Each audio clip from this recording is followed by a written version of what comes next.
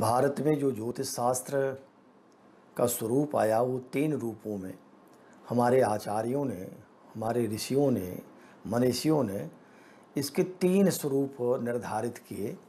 एक तो दिव्य उत्पात होते हैं, एक अंतरिक्ष उत्पात होता है और तीसरा जो प्रकार है उसको भौम उत्पात कहते हैं।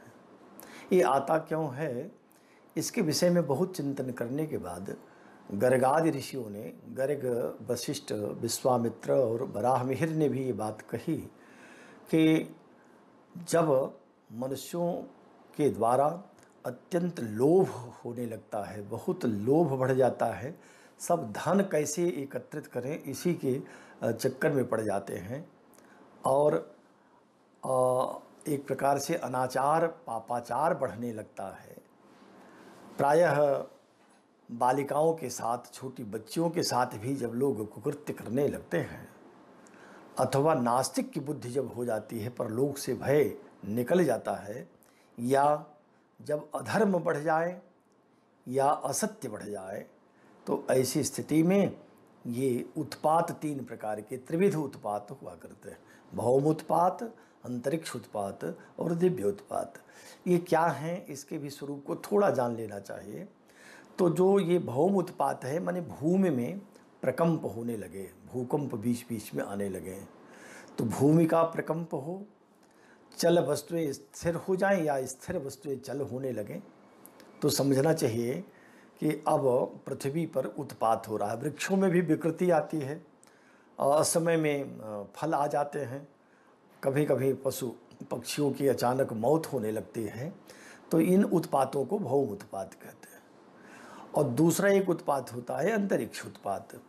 जब कभी भी आकाश में गंधर्व नगर दृष्टि गोचर होने लगे, जो परिवेश होता है, ग्रहों में मंडल बनने लगते हैं, सूर्य में या चंद्रमा में, तो इसको भी कहते हैं कि अंतरिक्ष का उत्पात होने वाला है।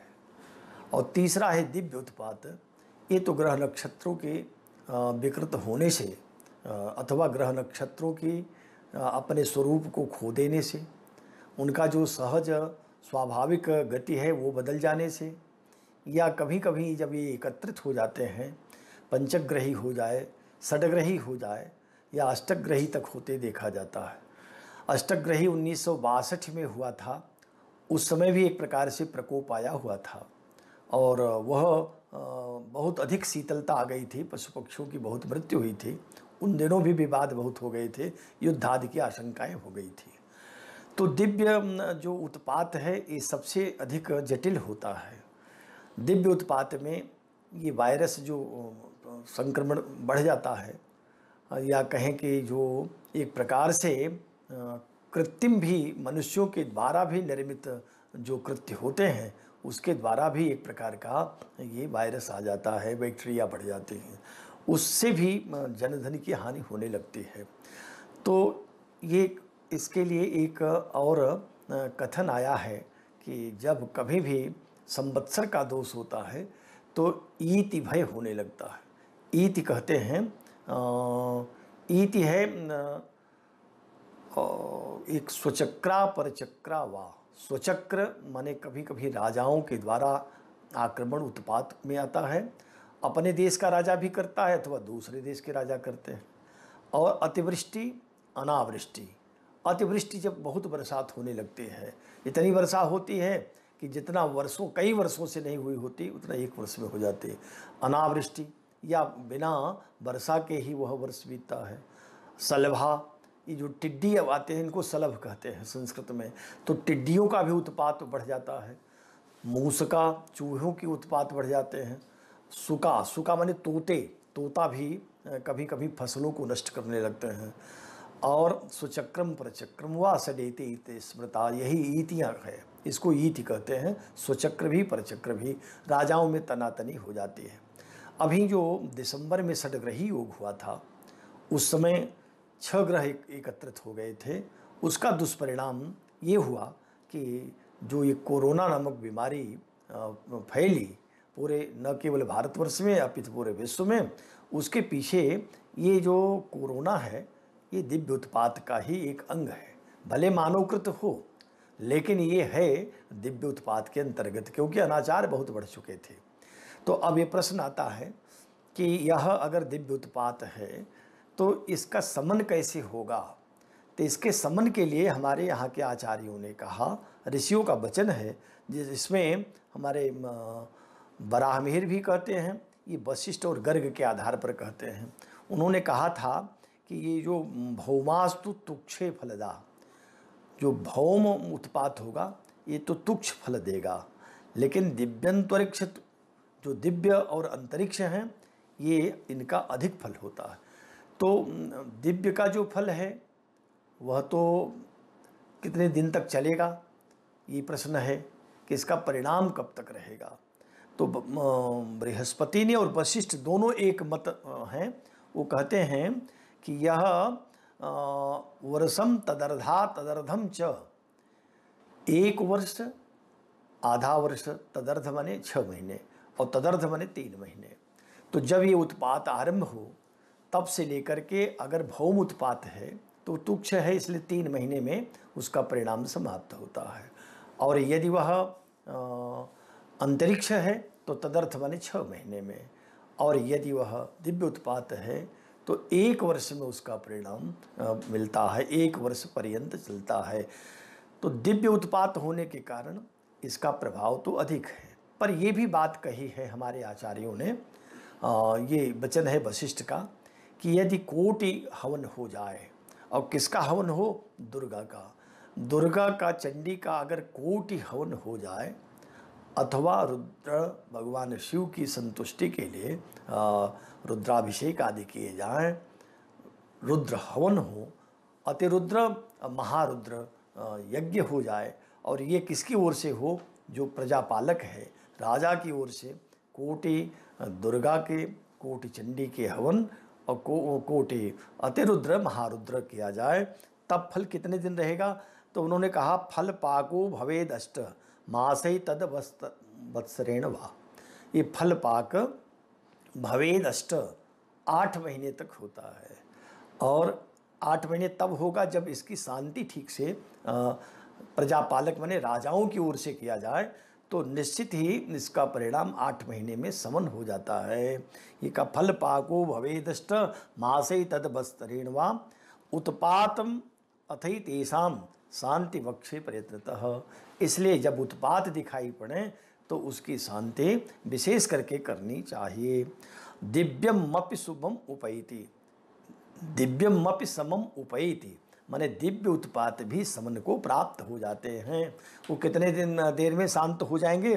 तो बराहमिहिर का ये वचन है बृहत संहिता का, उन्होंने कहा मासैश्चाप्यष्टाभि सर्वेषामेव फलपाकः, सभी फलों का, चाहे वो दिव्य हो, चाहे अंतरिक्ष हो, चाहे भौम हो, सभी उत्पातों का जो समन है अगर शांति ठीक से कर ली जाए तो मासैश्चाप्यष्टाभि 8 महीने के अंदर ये फल इसका परिणाम समाप्त हो जाता है। तो ये 8 महीने भी अगर देखें, आरंभ तो दिसंबर मास से हुआ, तो उस हिसाब से तो जुलाई या अगस्त मास में ही इसका समाप्त हो जाना चाहिए। पर इस प्रकार से हवन नहीं किए जा सके, न शांति उस प्रकार की हो रही है, तब इसका परिणाम 1 वर्ष पर्यंत चलेगा। तो चूँकि दिसंबर से आरंभ हुआ है, इसलिए दिसंबर के पूर्व नवंबर आदि तक में इसका समन हो जाना चाहिए। लेकिन यदि 8 महीने को प्रमाण माना जाए, थोड़े बहुत तो हवन यज्ञ सब कर रहे हैं अपने मठों में, सर्वत्र मंदिरों में, या जो सनातन परंपरा का अनुगमन करते हैं वो अपने घरों में नित्य तो हवन पूजन करते हैं। तो इस प्रकार से अगर हवन पूजन चल रहा हो तब इसका अंतिम जो समय है वो अगस्त तक ही, अगस्त में 8 महीने पूर्ण हो जाएंगे। सितंबर से स्थिति काफ़ी अनुकूल हो जाएगी, क्योंकि कोई भी वायरस सर्वथा नष्ट नहीं होते, इसलिए समन होना अर्थ यही है कि धीरे धीरे कम हो जाएगा, और शनै शनै कम होता होता इस पर पूर्ण नियंत्रण दिसंबर तक अवश्य हो जाएगा। ये इसका कोरोना का परिणाम है। ज्योतिषी आधार पर ये बात मैंने सब प्रमाण, ये मैं ग्रंथों के आधार पर बृहस्पति संहिता, वशिष्ठ संहिता और बृहत संहिता बराहमिहिर की और गर्ग संहिता के आधार पर ये बात कह रहा हूँ। अस्तु। यद्यपि ये उत्पात कृषि के लिए बहुत अनुकूल नहीं होता, क्योंकि जब ईति होती है तो उसको कृषि पर ही सर्वाधिक नुकसान होता है। अतिवृष्टि होने से भी किसानों के लिए खेती का नुकसान, अनावृष्टि से भी नुकसान, और जो टिड्डी आती हैं ये भी फसलों को चट कर जाते हैं, और जो मूसक चूहे बढ़ जाते हैं तो ये भी फसलों को नष्ट करते हैं। तो किसानों के लिए यद्यपि यह उत्पात बहुत अनुकूल नहीं है, तथापि सावधान रहते हुए, और ये विज्ञान के युग में वैज्ञानिक खेती होने लगी है, यंत्रों का आश्रय सहारा लिया जाने लगा है, इसलिए कृषकों के लिए अनुकूल रहेगा, और उत्पाद समन होते ही अच्छा अन्न होगा, देश अन्न से समृद्ध रहेगा, अन्न की अधिकता होगी, कृषि ठीक होगी, और उसके साथ साथ वर्षा की कमी नहीं होगी, जलवृष्टि भी ठीक होती रहेगी। तो किसानों के लिए अनुकूल रहेगा, पर आर्थिक पक्ष जो थोड़ा इस उत्पाद के कारण डावाडोल हुआ है, वो भी धीरे धीरे करके उस पर नियंत्रण होता जाएगा, और वर्ष के उत्तरार्ध तक, कहें कि जब ये संवत्सर नया आएगा, माने मार्च मास से, मार्च अप्रैल से परिवर्तन होता है, वह नया संवत्सर होता है, उस समय तक संपूर्ण जो कष्ट है, उत्पात है, जनधन हानि है, अथवा आर्थिक क्षति है, कृषि का नुकसान है, ये सब दूर हो जाएगा, और उस समय तक नए संवत्सर से मार्च या अप्रैल के मास में सारी स्थितियां बिल्कुल ठीक हो जाएंगी, सभी प्रजा सुखी हो जाएगी, पूर्ववत स्थितियां हो जाएंगी।